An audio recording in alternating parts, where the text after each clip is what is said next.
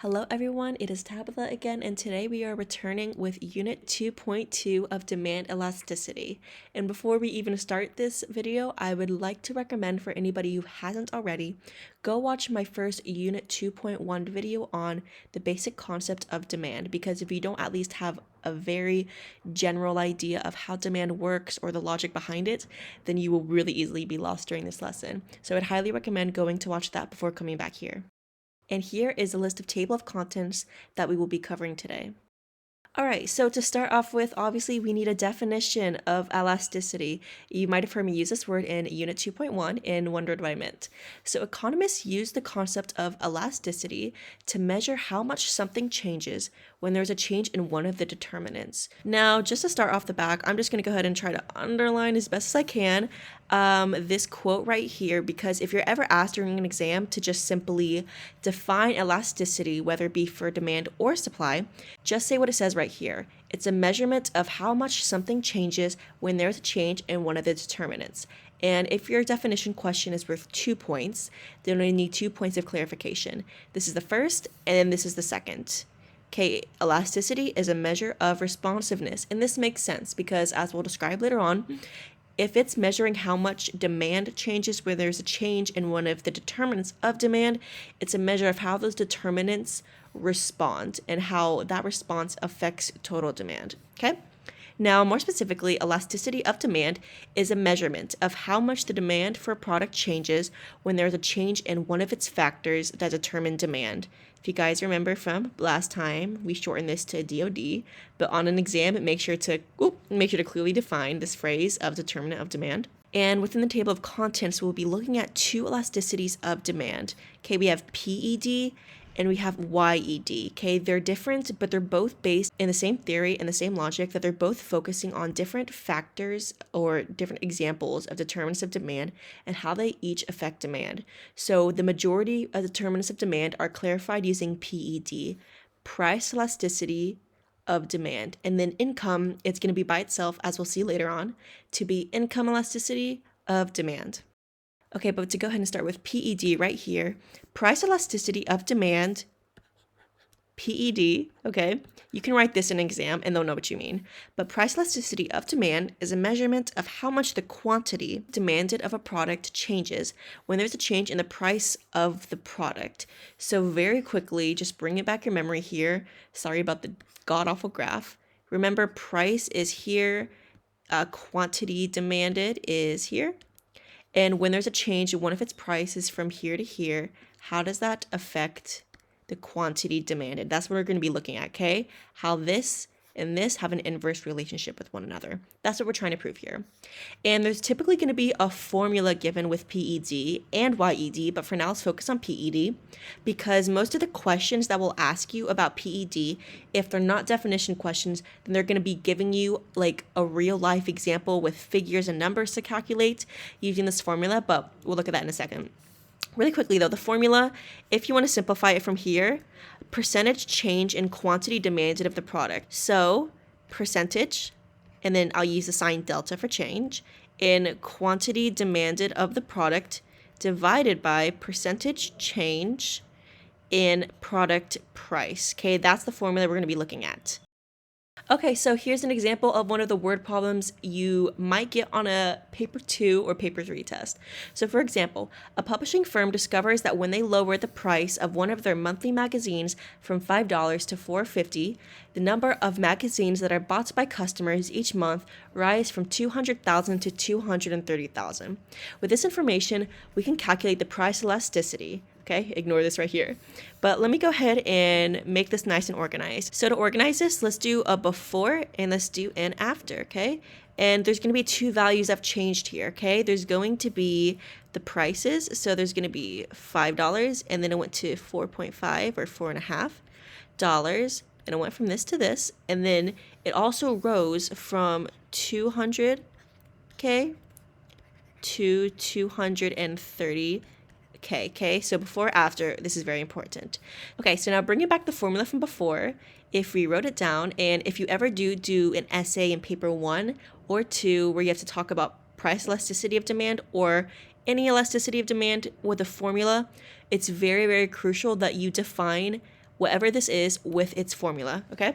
And if you don't want to write out everything from before, once again, just do percentage change in quantity demanded divided by percentage change in price.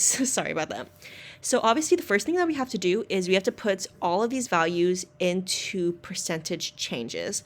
So if you guys don't already know the formula, this is going to be super handy to keep in mind for many more formulas in both economics and your math course. But essentially the formula for percentage change, it's going to be new, that's an N, sorry if you can't read that, new minus old divided by old times 100. And I'll show you what I mean by that. So taking this, let's start with the price, the decrease in price, okay?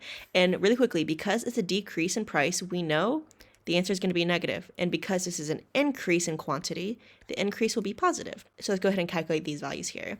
So new, which is 4.5, minus old, 5, divided by old, which is 5, times 100, and then take your calculator, because during an economics exam in IB, you will be able to use a calculator. Don't worry about that. That will be minus 10, okay? So the answer to this is minus 10%. Very important, okay? And I'm gonna go ahead and erase this part so that we have space for the next one. Remember, keep this formula in mind. It is so valuable, and you will not have this formula on your test. Very, very important. Or this one, okay? Let's do this one. The answer is going to be positive for this one. So we have, I'm just going to go ahead and take away the K or the 1,000 from each one, because they just cancel each other out in this formula. So 230 minus 200 divided by 200 times 100. And by far, when I'm making these calculations, my biggest mistakes always come from forgetting to multiply it by 100, which is so important, because you're basically taking this answer from a decimal and putting it into percentage out of 100, which is required for the formula. So times 100, once again, use that oh so lucky calculator. You have 15%, okay? Now I ran out of space again, so I'm gonna go ahead and erase all that again. Okay, so when we're putting this in the formula, we're gonna get, because this is the quantity demanded, that's gonna be on top. Remember, don't confuse them or else you're really gonna get it wrong. So we have positive 15, but we don't have to write positive, divided by minus 10. We get an answer of minus 1.5, and that is our PED. We would call this, in this case, PED value of our XYZ example, okay? So something really nice, shall I say, about PED is that it's the only elasticity formula where this negative sign doesn't matter, okay? It doesn't matter in the slightest. We don't have to worry about it, okay? So whether the PED is positive or negative, it doesn't matter. Just say that it is positive, okay? And we'll look at it on the next few slides, but that's essentially because PED is based on a range from 0 to infinity, so there's no such thing as negative values in PED. So for now, let's just say it's 1.5. Okay, and like just so briefly and beautifully explained by me just now, the possible range of values for price elasticity of demand can, in theory, go from 0 to infinity. So let me go ahead and write this out for you guys. It goes from 0, x would be the value, to infinity, which is just forever. Practically speaking, the actual PED values for a product will lie in between these two extreme theoretical values. Hence, I want to make a really good note of the fact I did not write this. I didn't write less than or greater than and equal to, because as you'll see on the next few slides, both 0 and infinity, for x to equal either one of them, it's completely theoretical, because there are no products or any type of demand in the world that is perfectly inelastic or elastic, okay? So always the value will be between here, okay? And we'll look at that in more detail later on and how that divides into elastic, inelastic, and unit elastic. And although we'll go into this in more detail later on, I want to point out these three terms. They all include the word elastic: inelastic, unit elastic, and elastic. So really quickly, I'll write this again later, don't worry, but essentially, this is inelastic. Unit elastic is going to be x equal to 1, always.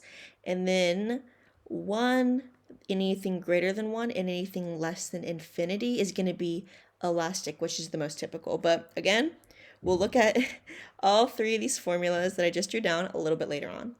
Okay, so the first theoretical example we're going to be looking at is when PED equals 0. Really quickly, this is infinity, and this is 0. I just want to make that a really solid point. So let's start with 0. So if PED is equal to 0, then a change in the price of a product will have no effect on the quantity demanded at all. Once again, bringing back that classic demand curve thing that we got going on. If I said I'm going to increase the price from here to here, there will be a change of demand, okay?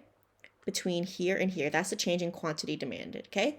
However, if this curve shifts until it looks completely straight, like right here, then there will be absolutely no change in quantity demanded because as you can see, they still have the exact same quantity here, okay? And this is considered to be an inelastic or perfectly because it equals 0.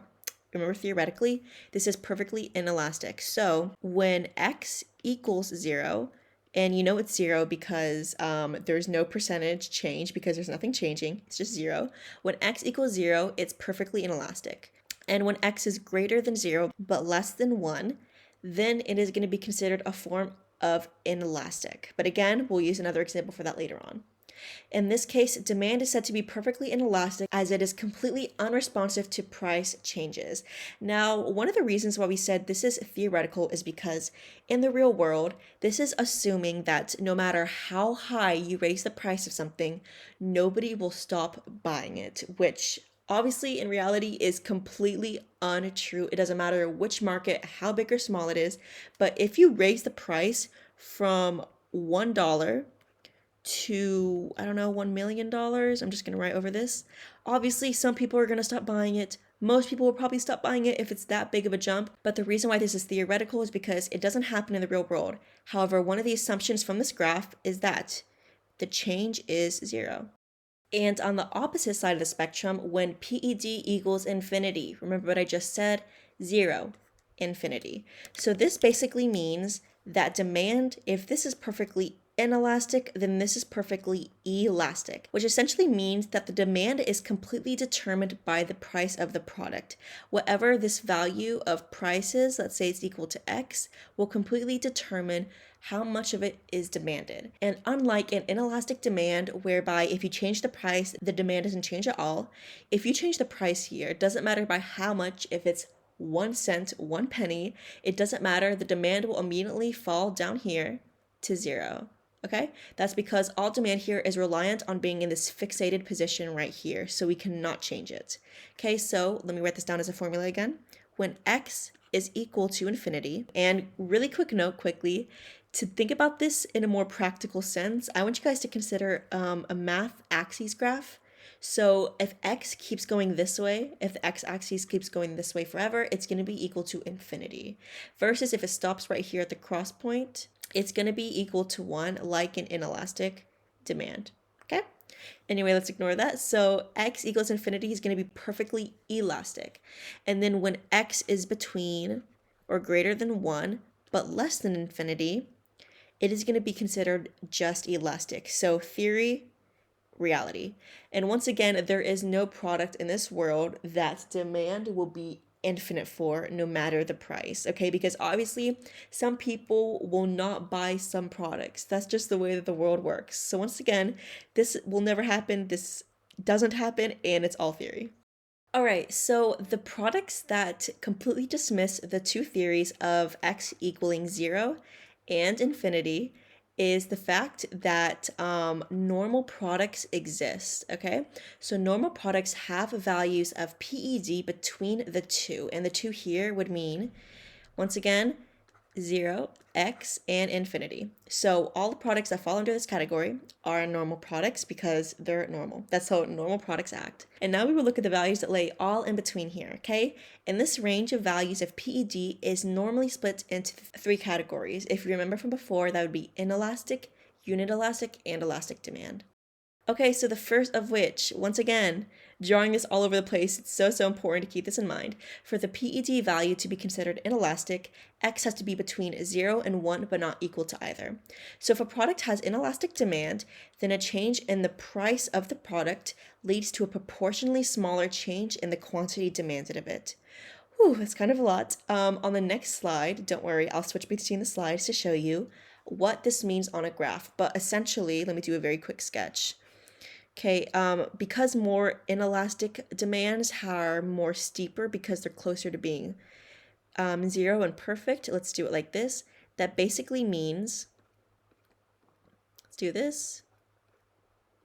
Okay, if this is the change in price and this is the change in quantity demanded, then a change of price will lead to a smaller change in quantity demanded. Once again, we're going to look at an actual professional looking graph on the next slide. But this means that if the price is raised, the quantity demanded will not fall by much in proportion. So this is smaller than this. And so the total revenue gained by the firm, which we'll be looking at in more detail later on, the number of units sold X to the price of the product, aka here or here, will increase. So let's take a look at the actual graph now. Okay, so now we have both an actual graph and another word problem because there's just so many word problems in inelasticity. So for example, when the price of a carton of strawberry yogurt is raised from $1 to $120, the firm finds that the quantity demanded per week falls from 12,000 cartons to 10,800 cartons. Thus, a 20% increase in price is causing a 10% fall in the quantity demanded. So if you take a look at this graph, as you can see, the price increases here and then decreases here. However, because it's an inelastic product and an inelastic demand, the increase in price will not be proportional to the decrease in demand. So basically this means the government, let's say hypothetically, could increase the price of this product by 20 cents, but not as many people would stop buying this product as there would be in a good with an elastic demand. So in case you don't understand what I'm saying right now, let me use a really common example, okay, is cigarettes. So we're gonna look at this, I keep saying it in more detail later on, but inelastic goods are typically goods that society considers to be necessary. I don't know if I mentioned that yet, but for example, what's something that everybody buys? Okay, we can say water, bread, so like necessity foods. It can also be addictive things that once people start, they just can't get rid of. So I used vapes as a common example in Unit 1.1. Vapes, cigarettes, and then alcohol. Okay, let's talk about all of these for a minute. Okay, so basically that the way this works is the firm of the farm producing bread, so they produce the wheat for bread, increases the price from $1 to $1.20. Well, because bread is considered a necessity or inelastic good, the decrease of demand will not be proportional, meaning that less people will buy it, but that will not be proportional, or this box, C, will not be proportional to box A. So when you're given a professional graph on a test or a final IB exam, a really helpful way to think about it is that which box is bigger, okay? Is it A or C? If A is bigger, it's inelastic because you can raise the price more without losing as much quantity demanded. And elastic, as I'll point out later on, is the exact opposite, where raising the price just a little really changes the quantity demanded, okay? But essentially the way inelastic goods work is, once again, bring back the common example of cigarettes. And this is a really common example because there's a reason why governments place so many taxes on cigarettes, and one of the reasons is because it's an inelastic good, meaning that they can increase the price again and again and again, even hypothetically all the way up here. However, that space, that increase in price from there to there will not be proportional to the decrease in quantity demanded from there to there. Hence, there will be people who keep on buying it as it gets more and more expensive. And before we move on, in case you're ever asked a question like this during an exam, in case you're wondering what they did here, they basically took the values that we did for calculating change in percentage before. They took the values from here to here and here to here, and then just found the percentage changes between both. So they found a 20% increase in price versus a 10% decrease in quantity demanded before comparing the two. And on the opposite end, let's look at elastic demand again. When X is greater than 1 or less than infinity, it is going to be inelastic demand. And I'm just telling you straight up, elastic demand is the most common demand we see in the world nowadays. I would think out of general infinite products, elastic is most common. So if a product has elastic demand, then a change in the price of the product leads to a greater than proportionate change in the quantity demanded of it. Once again, to bring it back to my really crappy graph, because Inelastic is more steep because it's getting closer to something straight like zero, then elastic demand curves are going to look the opposite. They're going to get flatter because they're trying to get to that zero place. So that's how you tell the difference between elastic and inelastic curves. But essentially, for mathematical reasons, let's do something like that. If we change the price, that's really bad. That's so bad, but you understand what I'm saying? Okay. Let's say we increase the price there, and then this is the change in demand. As you can see, this area is bigger than this area, so then the change in price of the product leads to a greater than proportionate change in the quantity demanded of it. This means that if the price is raised, the quantity demanded will fall by more in proportion, meaning this is bigger than this. And so the total revenue gained by the firm will fall. Now, really quickly, this is an evaluation point that right now, if it doesn't make sense to you, don't worry, because we'll understand it later on. But basically, predicting if something has an elastic or inelastic demand is going to help firms dictate whether they should increase or decrease the price of certain products. And more graph theory is just beautiful. So for example, when the price of a hot dog is raised from $2 to $210, a hot dog seller finds that the quantity demanded per week falls from 200 hot dogs to 180 hot dogs. Thus, a 5% increase in price is causing a 10% fall in the quantity demanded. All right, so looking at this graph again, obviously right away we can see really big differences in the inelastic demand graph. The first of which is that the demand curve is completely different. Instead of being like here, shaped like that, it's going to be shaped way flatter and less steep. So once again, the little hint that I said is this box C bigger than this box A? If it is, then it's elastic, because that means raising the price causes a way bigger skefoodle, bigger change in quantity demanded of hot dogs than price, whereas inelastic demand is the exact opposite. So let's list some more elastic products. So like I said, elastic products are way more common in everyday life than other products, shall we say. So for example, a specific IKEA lamp. I don't know. If there's one lamp for IKEA and there's like a million other lamps in the world, then the price increasing of one lamp isn't going to mean, oh, we have to buy it still. We're not going to be addicted to this lamp just because it's an IKEA lamp, because of the determinant of demand substitutes, there's a billion other lamps in the world. Probably more than a billion at this point. But we don't have to focus on this lamp. We don't have to get it. So our demand is elastic, and we will obviously change our quantity demanded way more because it's replaceable. So let's do luxury food, something gross like caviar. I think that's fish eggs. Ugh. Because it isn't a necessity, and because maybe we have a change in the determinant of demand of taste and preferences.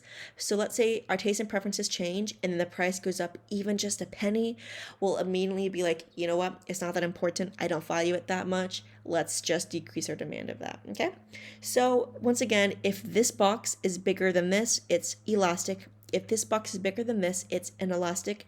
And that all has to do with how necessary people consider to be the products to be. And once again, coordinating this graph with the values, a 5% increase causes a 10% decrease.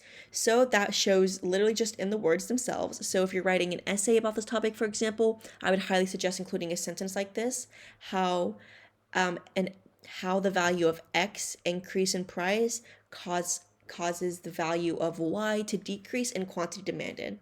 And since minus 10 is greater in terms of like absolute values, so since 10 is greater than 5, we know that it's inelastic and this box is bigger. And lastly, we have the one that lays just in between. So for the PED value to be considered elastic, X just has to directly equal 1. So before we were looking at, if it's lower than 1, and then we were looking at if it's bigger than 1, but then obviously something's got to happen if PED just equals 1. So if the value of PED is equal to 1, then a product has unit elastic demand. This is when a change in the price of the product leads to a proportionate opposite change in the quantity demanded of it. That basically starts with the demand curve being in between completely flat and completely straight. So obviously, if you're looking at this in mathematical terms, that would be a gradient of like perfectly -1, where basically the change, okay, pretend this is proportional. The change in price, so this box is equal to this box. So change in price is equal to change in quantity. This means that if the price is raised by a certain percentage, let's say 2%, then the quantity demanded will fall by the same percentage, minus 2%. And so PED is equal to 1, and the total revenue gained by the firm will not change. Okay, so this is what a unit elastic curve looks like. And I know in my scuffy little graph, I drew it as m being perfectly proportional to, let me go back, to -1, and just like looking something like that. But in terms of economic graphs, they like to have a more curved curve, shall we say, like that. So if you ever get a curve looking like this, don't be confused, it's just a unit elastic curve. So as you can see, A and C are both the same size. Hence, they are unit elastic, okay? And some vocabulary I've already mentioned a few times that you absolutely have to use because they are addicted to this is the word proportional, okay? So proportional just means x equals y. They're perfectly proportional, okay? They're the same thing. This box and this box are proportional because they equal each other, the same size. And inelastic, because this box is bigger than this box, then the change in price will lead to a greater change in quantity, okay? And then elastic is the opposite. So a change in price will lead to a smaller than proportional change in quantity. However, in this case, a change in A will lead to a proportional change in C. And it is only as I'm describing this that I realized I spelled this word wrong. So just ignore that, pretend like I did. But basically that just means inelastic. Let me give you guys a little notebook hint. So here we go. Write this down if you really need help with it. And then for unit elastic, so let me just do this here, is going to be when percentage change in P equals percentage change in quantity demanded. Okay, thank you for bearing with me this far. I really hope you guys have understood what I've said so far. But now we have to look at something that looks horrifying at first, but I promise it's going to be fine. So in an IB exam, you may be given a table to fill in or interpret. So an elasticity table for PED might look something like this. So basically you'll be given any XYZ values in this table and have to fill out the rest. But essentially, let's start here. Price elasticity of demand. Is it inelastic, elastic, or unity, which is just short for unit elastic? But either term works just fine. And then use the formula that I said before, but pretend PED is X, okay? So now you have inelastic is between 0 and 1, elastic is 1 in affinity, and unity is equal to 1. And like I just did, the little notes on the last slide, inelastic is when the change in price is smaller than change in quantity. To simplify it, when something is elastic, then change in price is greater than the change in quantity demanded, and unity, it's all equal. And so when you're given a specific example, you can say, hey, in this specific example for inelastic good, the price actually increases, and in this example, the price decreases. So this change in price is dependent on what the question is asking, so they will give this to you. And now something I've mentioned before is total revenue. So let me explain this more theoretically. Going back to cigarettes being inelastic goods, if companies can raise the price of cigarettes and they can raise it up and up and up, but people will still continue to buy them because of addiction and because it's an inelastic or a necessity good in that like logic, then changing the price by increasing the price of an inelastic good will increase the revenue of the firm because people won't stop buying it. And this is something that does happen in the real world, okay? Think about how much revenue governments get from taxing cigarettes, okay? Because they know if they increase the price of cigarettes, which is an inelastic good, and people continue to buy it, it will increase their total revenue and they won't lose as many customers in the process. Elastic goods are the complete opposite because the price is so fragile to the customers because the customers don't see it as maybe worth as much as an inelastic good. Then increasing the price will decrease the total revenue. Okay, this is because people have other options or people just don't care about this elastic good, so they will really quickly decrease the quantity demanded with really extreme change in price. And then with unity, there will be no change whether the price is increased or decreased in total revenue. That's what TR stands for, by the way, which is total revenue.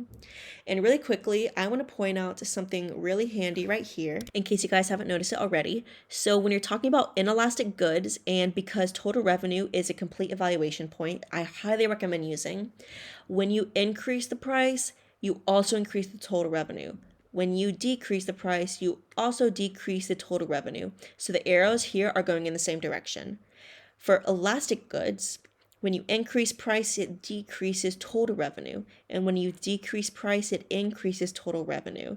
So as you guys can see, right here, these arrows are going opposite directions. So in case you don't even remember the logic that I just explained to you behind this, just remember inelastic for total revenue goes the same direction, and for elastic, it goes in opposite direction. Whereas in unit elastic, it will not do a single thing because it's already proportional. And in case you were given on an IB test this table to, let's say, interpret, all the explanation I gave just now will be an example of an interpretation or evaluation point that you can use. So it will likely give you a table like this with based on a real life example, and then ask you to maybe fill out the effects on total revenue and explain why. Okay, so just like determinants of demand, there's got to be some determinants of PED. So different products will have different values for PED. As we saw, X can be between anything and anything. So for example, the demand for a restaurant meal may have a PED calculated value of 3, which means if X equals 3, we already learned that before, that this is going to be an elastic demand because it's between 1 and infinity. Okay, so you also might be given if X equals this, then is it inelastic, unit elastic, or elastic? Okay, in this case is elastic. Okay, and while this might be true for a restaurant meal, the demand for petrol or a necessity inelastic good may have a PED value of 0.4, which is between X is greater than 0 and less than 1.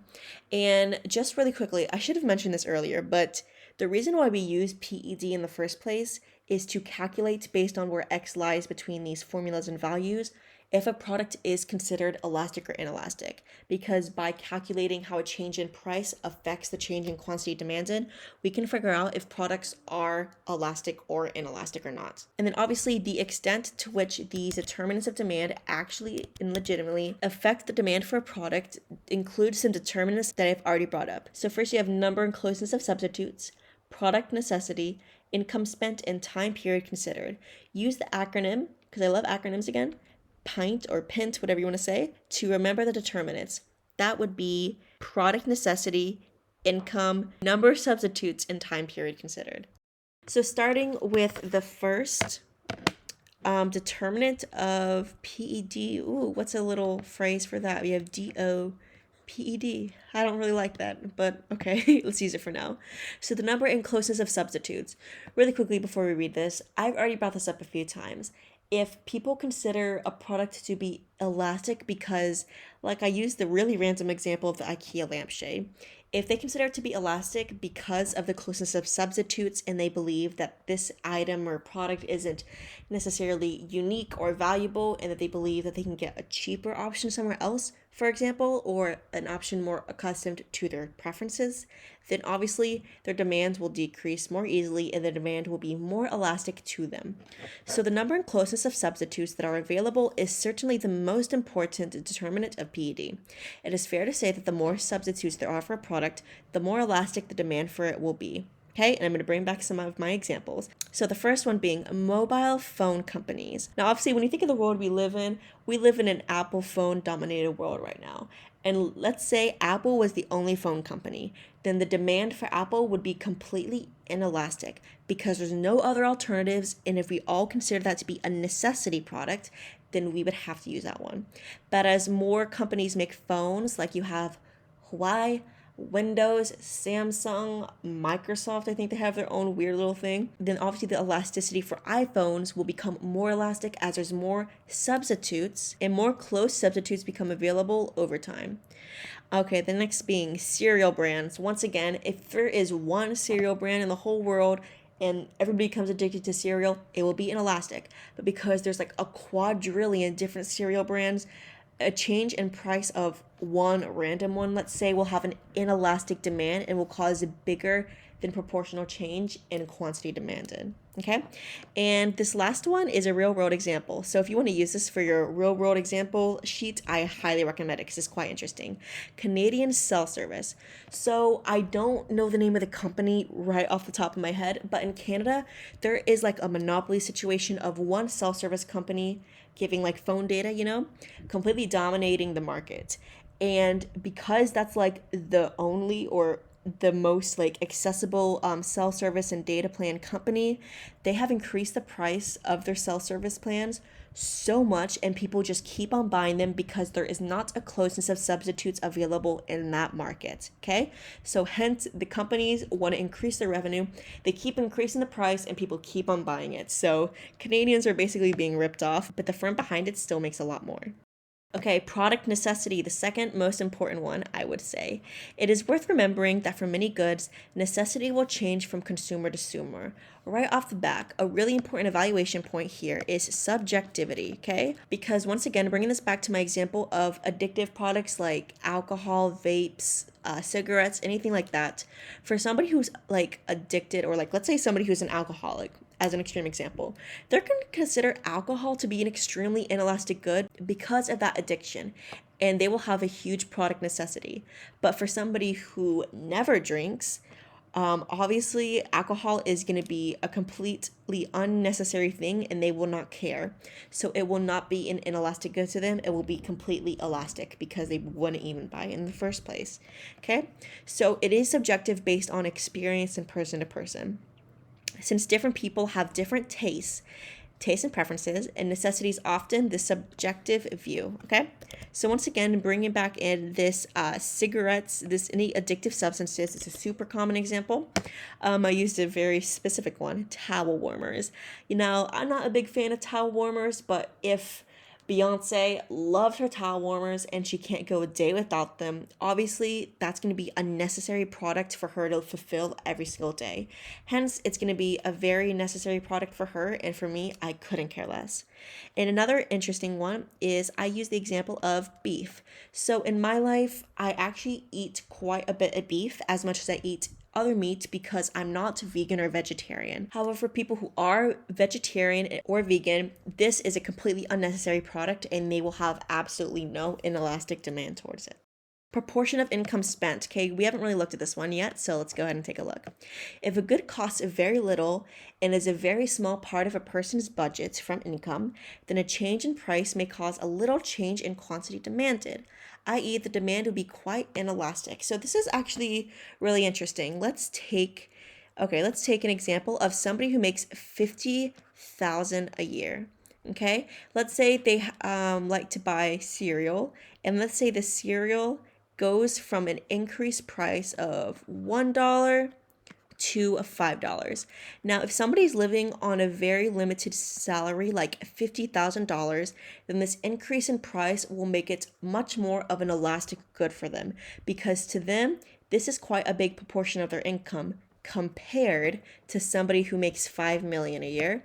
If they still buy the same cereal, obviously it's going to be way more inelastic for them, because whether we're doing it consciously or not, a lot of products in our everyday lives are considered by ourselves to be inelastic or elastic based on how expensive they perceive to be compared to our income or how much money we have. So for them, this will be a much higher percentage of their income than it will be for them. Hence, this will be more inelastic good for them, and this will be more elastic good for them. Once again, this is also a subjective experience completely determined by income of a person. Okay? And it is worthwhile considering that behavioral economists might explain this in terms of the status quo bias. And as for my examples here, I did a range of cheap to mid to extreme to show you the difference between 50,000 and 5 million annual income earners. Okay, so coffee. Let's say the price of coffee changes from $2 to $2.05. Now that will be a much lower percentage of income from them than it will be for them. However, it might be so low for both that they'll both consider it to be an inelastic good because it doesn't make too much of a difference. However, if we're looking at an iPad that's like $1,000, you'll start to see it becomes more elastic as the price gets more expensive for this person, whereas this person, it stays quite inelastic. And then lastly, a yacht. This is completely elastic for this person, as it is a huge proportion of their income compared to somebody with $5 million, let's say, as they will still believe it to be maybe less inelastic than an iPad. However, it will be way more affordable to them compared to them and make it more inelastic for the $5 million income earner. Okay, and the last determinant of PED is the time period considered. Very simple here. So as the price of a product changes, it often takes time for consumers to change their buying and consumption habits. PED thus tends to be more inelastic in the short term and then become more elastic the longer the time period it is measured over. So for example, any economic change will not be overnight. I'm pretty sure it will be very rare if it does happen overnight, and it will have to be very strange and very extreme economic change to be so. However, if we do the coffee example, if it increases by 5 cents, it's going to take a while and more than overnight for people to notice that it's gotten more expensive if they've made a habit of buying that coffee, and then maybe people won't even care. So basically, it will show in the short term that if there is a huge price increase, so let's say the coffee increased not by 5 cents but by $2 more, then the first night that the coffee's price has raised is still kind of in that inelastic period.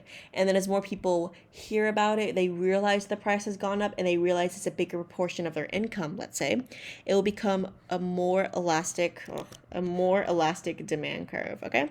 So some examples include increased oil prices. Now, obviously, this will happen faster than coffee because everybody looks at oil prices these days because they're insane at a certain point. But basically, this means that overnight, your habits might not change, but then you'll find a place to get cheaper oil, so that first oil will become more elastic, okay? Same with stock prices. Over time, as more people figure out more information about the product that they're buying and how the price has changed, it will change whether their demand for it is more or less inelastic. Okay, but now let's take a closer look at PED. So why is PED important? Well, like I said before, predicting a product's PED is important for the government or the firms, or both, to be aware of if they're going to focus on, let's say, increasing revenue, for example. But so let's break it down.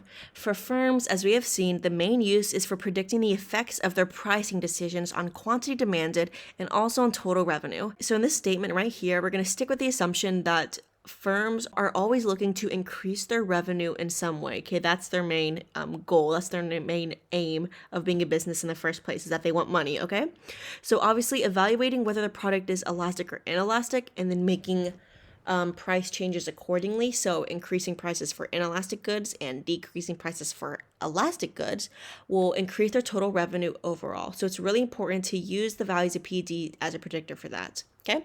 And for governments, they need to be aware of the possible consequences on a number of economic variables when they impose any authorial economic actions like indirect taxes, such as sales taxes on products. They'll want to know, if we increase the sales tax on cigarettes, will people actually stop using them? So, like I said before, the government loves to claim revenue from addicted people to cigarettes and alcohol, for example.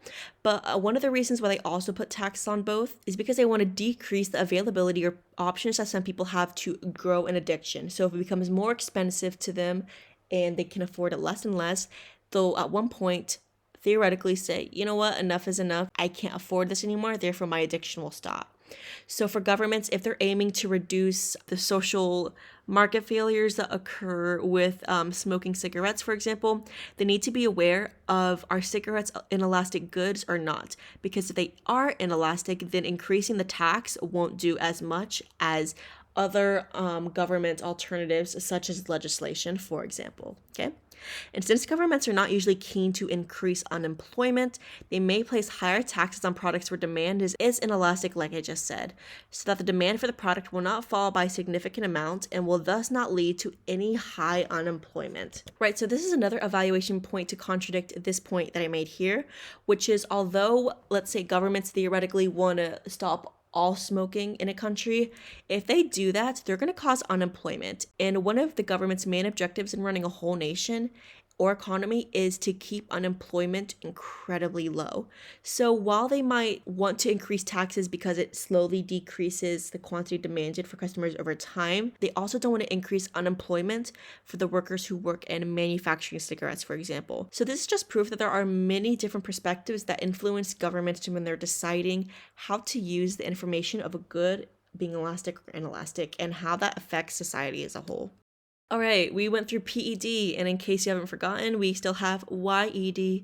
So this is going to be focusing on the specific determinant of demand of income, okay? Income elasticity of demand is a measurement of how much the demand for a product changes when there is a change in the consumer's income. Let's look at the formula again. So, as I simplified it before, YED equals percentage change in quantity demanded, so this looks like the same as before.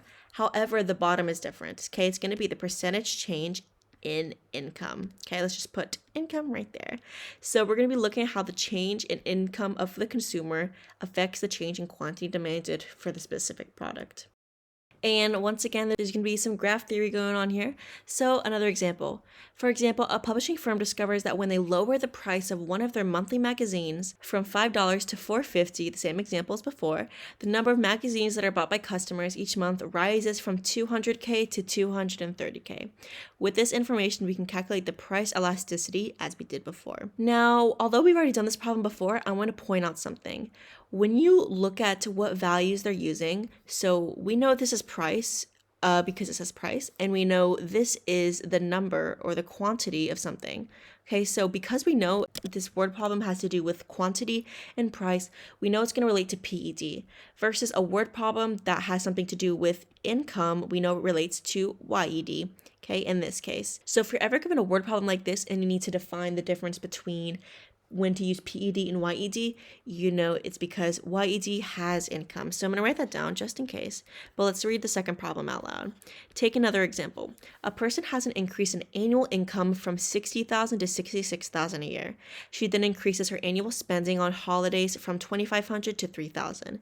With this information, we can calculate her income elasticity of demand for holidays. Now, unlike in PED, whether the value we find for calculating YED is positive or negative is extremely important once again, okay? Because theoretically, while PED is between 0 and infinity, YED is between negative infinity and positive infinity. And whether it is positive or negative, the value of X is, that will determine whether it is a specific type of good that we'll look at on the next slide.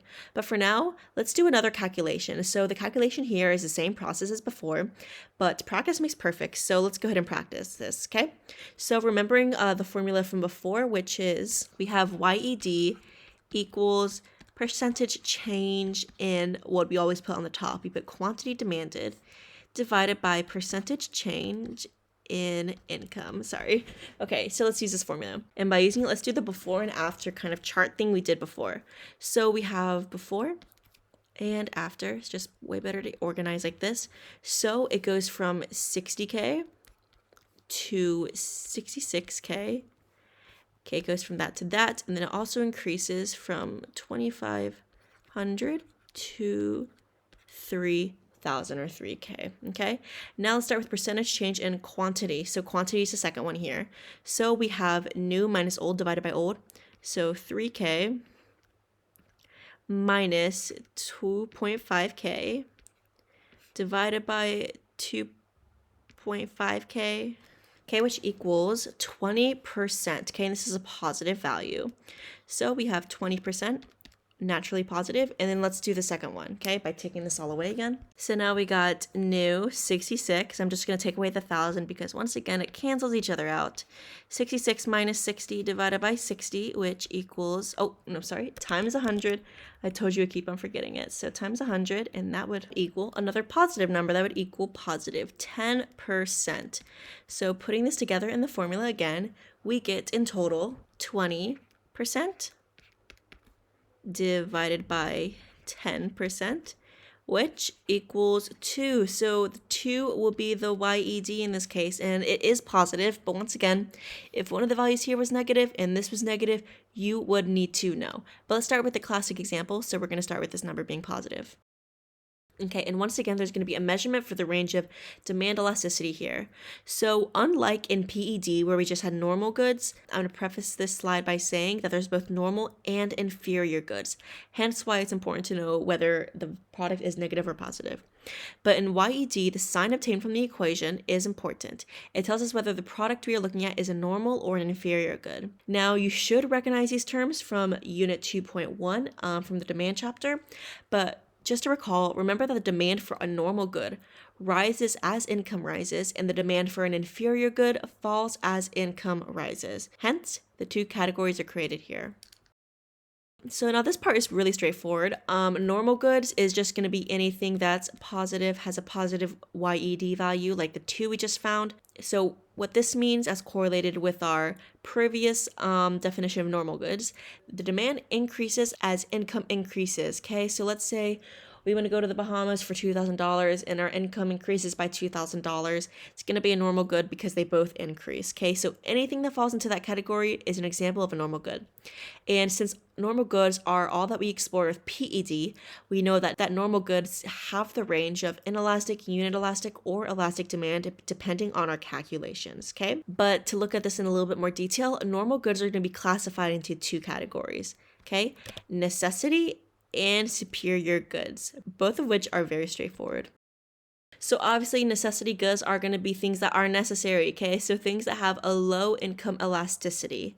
The demand for them will change very little if income rises, meaning that the demand for this will be income inelastic, because the determinant of demand elasticity, we already know that the more necessary a good is to us, then the more inelastic it will be, and correlating with our income rising, the demand will change if they're inelastic to us as our income also increases, okay? So like the name suggests, necessity products refer to goods that are necessary or needs. Once again, these terms are subjective to our experiences and our income. Superior goods are going to be the complete opposite, and superior is going to be anything like Gucci comes to mind at first, but it's basically superior goods are products that have high income elasticity. The demand for them changes significantly if income rises, meaning, like I just said, anything that isn't necessary for survival, let's say, so Gucci, Louis Vuitton, designer brands, expensive vacations, a yacht, anything that isn't necessary is going to be considered elastic, okay? Not inelastic, but actually elastic. And so the demand for them will change if there is a significant income increase, okay? So like the name suggests, superior goods refer to goods that are secondary or wants. Again and again and again, this means anything that is subjective to that individual. Okay, and typically superior goods arise in income elasticity when, after people with higher incomes or as your income increases, as you take care of necessity goods and you get all the necessity goods you need, you're going to start spending money on superior or luxury goods that you just want. Okay, and on the opposite end of the spectrum, let me draw a little example. So theoretically, minus infinity, x is going to be between that and 0. So for inferior goods, the value of YED is negative. So simply define, if YED is negative, you know it's an inferior good. And as by definition, people start to switch their expenditure from the inferior goods that they had been buying to superior goods, that which they can now afford. And like we already dissected from the definition in the last video, because now people with higher incomes, and as their incomes increase, they can now afford these luxury or superior goods. They're going to decrease their demand in their inferior goods. Hence, when they decrease demand, the value is going to be negative, okay? So people start to switch their expenditure from the inferior goods that they had been buying to the superior goods, that which they can now afford. Inferior goods either have an elastic or inelastic demand depending on our calculations. So this is actually quite interesting. So although the value is negative, the same thing or the same kind of formulas from X that apply to positive values of elastic, inelastic, and uninelastic still apply to YED when it is negative. So on the opposite spectrum. So let's do, if X is in between negative infinity and -1, it's going to be elastic. If X is equal to -1, it's going to be uninelastic. And if X is bigger than -1 but smaller than 0, it's going to be inelastic. Okay, now something a little bit random, but still kind of relevant. Something really quickly I want to stop by and call the Engel Curve. It's probably not going to show up, but it's always good to know. The Engel Curve shows the relationship between your income and the demand for a product over time. Very simple curve. You have income and you have quantity of a product demanded over time. And this is basically not a curve that we necessarily need to study, but one that we kind of need to understand in case it does show up. Basically, it just shows the relationship in like a country, a nation, or an economy over time between someone's income and quantity demanded.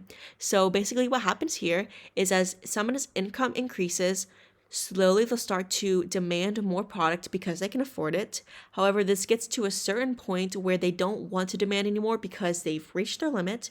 And although their income is still increasing because it's moving alongside the x-axis, their quantity demanded is plateauing. And at a certain point, they'll stop buying as much as they can afford and will start to decrease over time. All right, and just like the PED table from before, there's going to be a YED table with definitions, okay? So here, YED values summarize what types of goods that the products are and how it affects the demand. So looking at 3 examples of inferior, necessity, and luxury goods. Inferior is less than 0, necessity is between 1 and 0, and then luxury is greater than 1. Because remember, necessity is inelastic, luxury is elastic. And what do each of these mean? One, YED is less than 0 or it's a negative value, then a given increase in income will lead to a smaller than proportional or proportionally smaller fall in demand, with the product being given as an inferior good. We're only buying it at the moment as a substitute for a luxury good. So as we increase our income, we will decrease our demand for this inferior good. And remember, necessity is inelastic, so it's just going to be the same as an inelastic curve in this case, and luxury is going to be the same as an elastic curve in this case. And both of these definitions are repeating the same thing. So a given increase in income will lead to a proportionally smaller increase in demand, as we were already demanding these necessity goods as before as much as we needed to. Therefore, most of our increase in income will not go to necessity goods unless we are in a very, very tight space. But typically, our increase in income goes to elastic goods or luxury goods, such as vacations and Gucci, let's say. Okay, and that is the end of Unit 2.2, Demand Elasticity Standard Level. Thank you for staying with me this long. However, higher level students, we must suffer through. Don't worry. There's really not much to go on for the rest of this. It's just an extension of what we've learned before. It's quite logical. If you've understood everything up to this point, we should be ready to go. So let's go ahead and get this out of the way.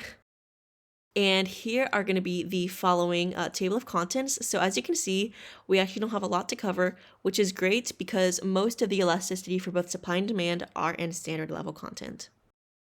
All right, so the first thing we need to be able to clarify is the different values of demand elasticity. So really quickly, a very common and incorrect assumption that people make is that elasticity equals the gradient of a curve. Now, this is completely wrong, and we're about to prove why. But when you are given a curve, elasticity is not a measurement of the gradient. It is not the gradient, okay? But rather, it is a measurement of the values on the y and how they have a relationship with the values on the x axes, okay? That is practically what elasticity is measuring when we look at the graph visually, okay? So demand curve does not keep the same elasticity as it continues to fall. So here's a great example. And once again, just because you find elasticity for here doesn't mean it's the same here, okay? So if you do believe, or if you did believe that elasticity equaled gradient, you'd be completely wrong on this question here. So this basically shows that as a curve falls, it goes from elastic to inelastic, okay? And demand becomes less elastic. Now let's talk about why. So as you guys can see, as the price decreases, as there's a decrease in price, it leads to a decrease in elasticity. Okay, let me make sure I spell this right. Okay, and they have a direct relationship with one another. Okay, this is because as a product becomes cheaper, then obviously the difference in increase and decrease in price will be way more affordable to whoever is buying it. Hence, it's going to be more inelastic the further down you go, as more people are willing to pay a little bit more for it, and it's more inelastic for more people when it's cheaper. But when you get to a certain price, so like let's say for this product you get to point B, which is about $18, is said in the example, then at this certain point of $18 here, we can see and we can tell that although the price change between C and D and A, B are the same, when you get to this certain point in B, the same change in price will be way more dramatic to consumers and will be more elastic because, as we've assumed before, consumers just want to save money. So the more that they can save money, the more that they're willing to buy that product still compared to when it's more expensive. Now, when we're looking at some examples of inelastic and elastic goods, we're going to be looking at two more niches of these types of goods in higher level. So we're going to be looking first at something called primary commodities. As a very simple definition, they're just raw materials. So they're not everyday household items. The consumers of primary commodities are manufacturing industries typically, which process the raw materials into finished products. It's a very typical into their finished products. So if I'm a firm, if I'm IKEA and I'm trying to build a table, the wood that I buy to make the table is going to be a primary commodity and a raw material. So these commodities are typically to industries that use them inelastic or necessity goods, as if they stop getting the materials, they can stop producing their product and they have no firm to support. Whereas manufactured goods are any goods that aren't the raw materials. So on the other hand, demand for manufactured goods tend to be more elastic, as there are usually many more substitutes available to consumers. So after the firms, or in my example, after I take that wood and I turn it into an IKEA door, that would be considered a manufactured good because me as the firm has manufactured it into an actual good. And this is going to be more elastic because of the determinant of demand elasticity, which is way many more substitutes, okay?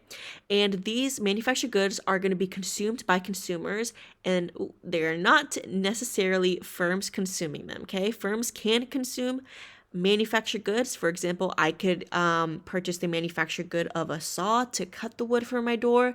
However, mostly manufactured goods are the products produced by firms for consumers, okay? And they are typically elastic because there will never be just one company in the world making doors.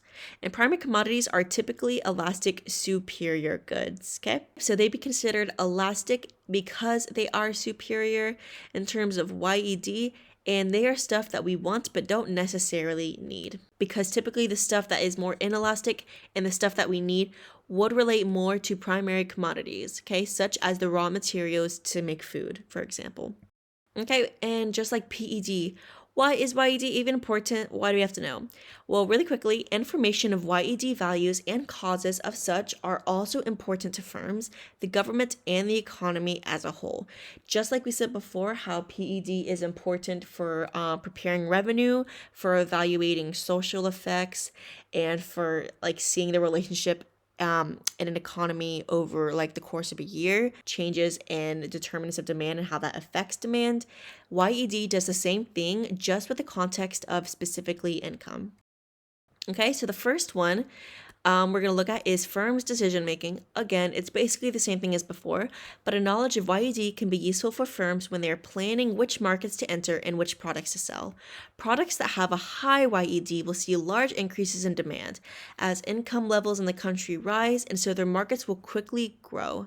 Okay, so basically, if we break this down, that means products that are super elastic and have a high YED value, let's say hypothetically it equals right next to infinity, x equals right next to infinity, then we will see that in countries that are predicted to have huge income increases all around, we'll be able to value these products so much as they are such a staple of products that people invest in when their income does rise. So many firms do plan to release specific products that have a very elastic demand or goods that are super superior or luxurious when they also expect a similar increase in demand in the economy as a whole. Okay, so reiterating what I just said, firms typically release or innovate their products when they expect a high rise in income inflation, macroeconomics term, but it's good to know, within a given economy, such as right before or after the country went through a recession.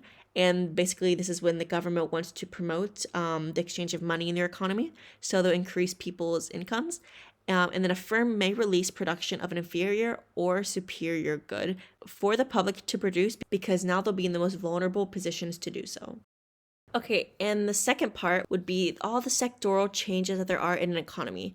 So a lot of this has to do with macroeconomics. So if you're not following me too much yet, don't worry, you will understand this later on. But I'm just going to really quickly summarize everything here, okay? A primary sector is agricultural and fishing, or goods that are known as primary products and the production of them. Secondary is going to be manufacturing, okay? Manufacturing raw goods from the primary sector and then using them to manufacture producer goods. And then lastly, you have treachery, which is service, and these are industries that produce services, Okay, so services or intangible products. And this has a lot to do with innovation. So if you ever need to memorize this really quickly, primary is just raw goods, secondary is producer goods, and tertiary is innovation and manufactured goods. Okay, it's all on a scale. And a new term here, sectoral change, which is the shift in national output and employment produced in each economic sector as the economy grows. So basically, this means as countries grow and the living standards improve, mostly from an increase in overall GDP, which affects increases in demand, as we'll look at in a second, there's a change in the proportion of the economy that is produced in each sector. This doesn't mean that any sector is getting smaller, just that the relative proportion of output coming from the sector is likely to change. For anybody who isn't following, let me just kind of give you a little visual demonstration. That's really bad. But basically, let's say this is sector 1, sector 2, and sector 3, okay? In the beginning, let's say there's 6 people in this economy, okay? You have 2 people here, 2 people here, and 2 people here. But at a certain point, we already have enough raw goods that this person doesn't need to be there, and they'll go to the innovation sector instead. So over time, more people leave the earlier sectors and might move to the later ones. And this doesn't mean that there is less work in the economy after all. It just means that the work is shifting in between sectors and they're no longer proportional. And I know you're about to say, Tabitha, what does this have to do with literally anything? But I promise it does. So basically, this is important because as an economy grows in each sector overall, national income relating to GDP increases also increases overall. And when incomes grow, as we know, people do not tend to buy many more agricultural products from the sector 1. So the extra income tends to be spent on manufactured products from 2 or typically 3. So people go less and less to this, and they go from this to this, and then soon they're going to go from this to this, okay? And services, such as in Sector 3, tend to have high YED because manufactured goods are the top tier of superior manufactured goods available. And so as income grows, there will be a faster growth in the sector, consumer growth, reflecting the high YEDs. There will be high growth in industries such as entertainment, education, and healthcare, which all relates to 3 and a little bit of 2. YED is important in this case because it can prove how sectoral changes in the economy are influenced by consumer spending when relating to their income. And this will be it for unit and chapter 2.2 of demand elasticity.